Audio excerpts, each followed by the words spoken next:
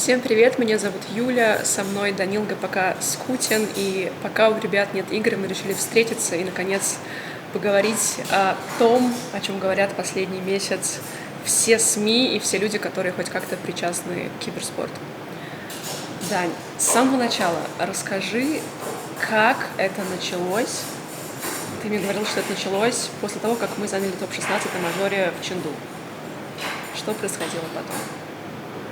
Так, меня позвали в лицо, я тогда отказался. Верил, что мы сможем хорошо играть дальше. Но я думал, мы просто подготовились к дальнейшим турнирам. Но как-то не было такого, что мы играем в серии и начали стараться на все 100%. Так, меня позвали, я тогда не согласился, но сейчас позвали еще раз, я уже согласился. К этому мы придем, не торопись. Если бы тебе не написали соло, да, правильно тебе написал? Если бы тебе не написал соло, у тебя у самого возникли бы мысли что-то менять, команду или предложить изменения в ростере или что-то еще? Команду менять навряд ли. Для изменения в ростере тоже не особо. Я уверен, что можно работать с тем, что у нас есть, просто вкладывать еще больше, чем мы вкладываем в рост команды. Окей, написал соло. Ты сначала отказался. Почему? Тогда верил, что, как я еще тогда не особо был уверен в себе, скажем так, что я хорошо играю. Но сейчас, я думаю, я играю примерно на тир-2 уровне стабильно. Тир-1 я еще не уверен, но так. Просто не был уверен тогда.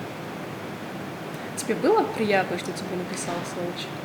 Да нет, меня звали еще летом, когда только мы с Сегой закончили квалификацию, меня звали все команды в СНГ, можно сказать так. В Virtus.pro не пошел, потому что там так. Я не верю, что я только первую квалификацию серьезно сыграл в своей карьере и не сказал бы, что Virtus.pro это тот уровень, который надо было идти. Так, на рост Гамбит было отличное предложение.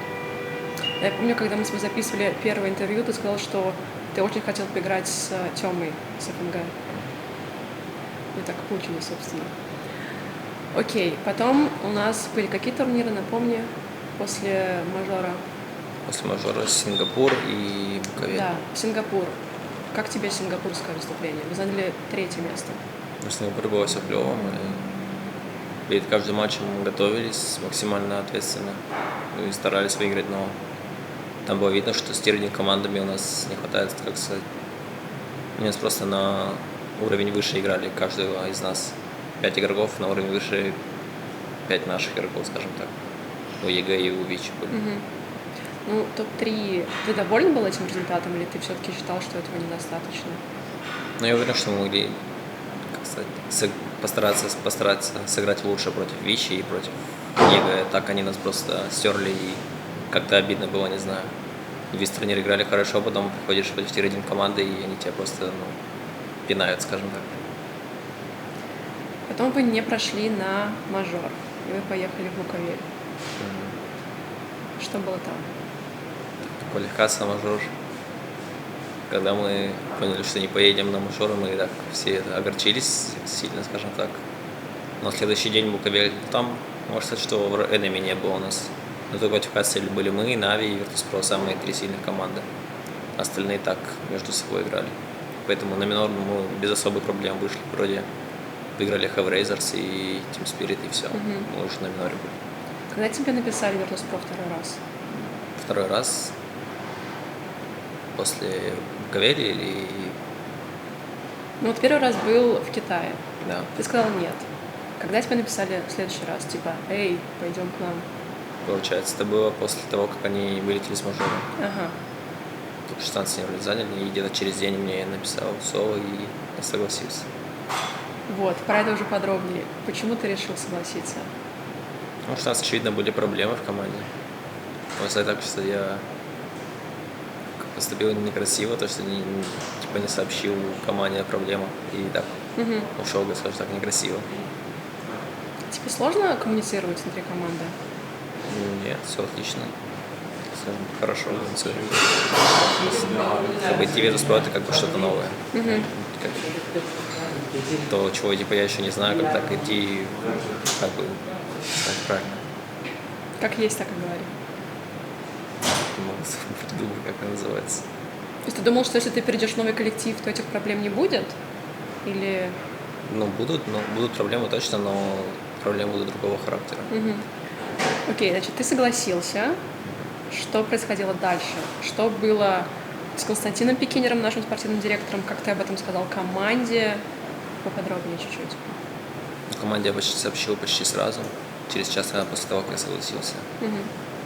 Потом начались все эти проблемы, переговоры с Virtus.pro, Gambit.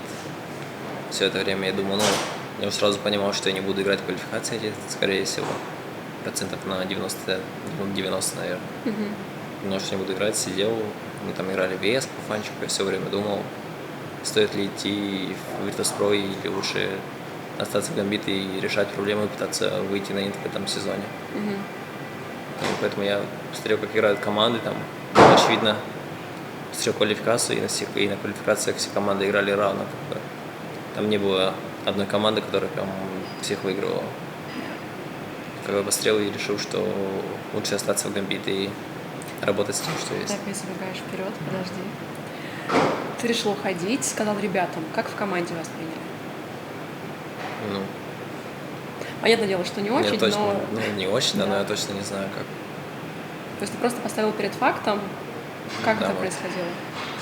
Я просто написал, что уйду, и как, все, в принципе, закончил общение. А с знаю. Костей Пекинером какая у тебя коммуникация была по этому всему? Он с тобой разговаривал, уговаривал, обсуждал твой контракт. Да нет, мы с ним созвонились просто один раз и обсудили все проблемы, которые у нас были в команде. Он мне дал понять, что он хочет, что хочет делать дальше и как, в принципе, что можно изменить в команде, там, что это все можно исправить, все проблемы. Как тебе наше выступление без тебя на виплее, который недавно прошел? На реплее. Потому что я так немножко смотрел, но там не получалось, скажем так. Ростик, я его сказал, что мы с ним разного плана, и, наверное, люди внутри команды и игроки абсолютно Да. не схожи, как бы. Темп игры разный максимально. Но у них не получалось, Ростик, это очевидно, мы полгода играли со мной, и тут приходит другой игрок, который другой стиль игры абсолютно. Сложно, да? Так быстро играть хорошо. Когда ты написал ребятам, что ты хочешь вернуться? Это было до виплея? Или во время виплея? Или после виплея? Насколько я помню, это было в первый день виплея, как-то так. Но я написал не им, я написал, так получается, менеджеру, и Пекинеру, грубо говоря. И так все закрутилось. И там, сколько я знаю, они спросили, спрашивали ребят, хотят ли они со мной играть в минор этот. Но они согласились, мы приехали и все обсудили, все проблемы.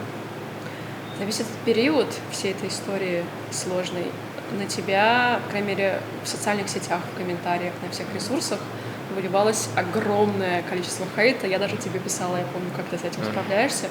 Как ты в итоге с этим справляешься до сих пор? Да, не знаю, это не особо без разницы как-то, не знаю. Тебя не задевало, да, что там тебя обзывают? Да, это меня вообще не задевает, то, что пишут в комментариях. Это очень Даже здорово. если хейтят, когда как-то ничего не происходит. Когда хвалят, там немножко это всем, я думаю, нравится, когда их хвалят. Так что вот так вот. А если хейтят, то без разницы абсолютно.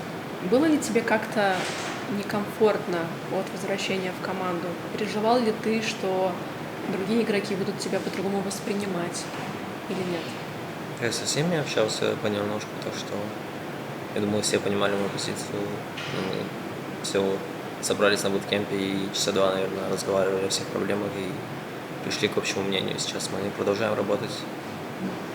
Как тебе ваши игры so far здесь? Вчера вы выиграли 4-0, завтра у вас уже более серьезные игры, потому что плей-офф. Что можешь сказать по вашей игре сейчас? Сейчас мы играем довольно-таки хорошо, но это все потому, что мы много работаем. Скажем так, у нас много идей, мы просто пытаемся их реализовывать и играть, скажем так, играть хорошо, стараемся, скажем так. Окей, я думаю, это все, что мне было интересно узнать и что вам было интересно узнать. Ставьте лайк этому видео, и если вы хотите больше роликов от Gambit Esports, подписывайтесь на канал и нажимайте на колокольчик. Всем пока!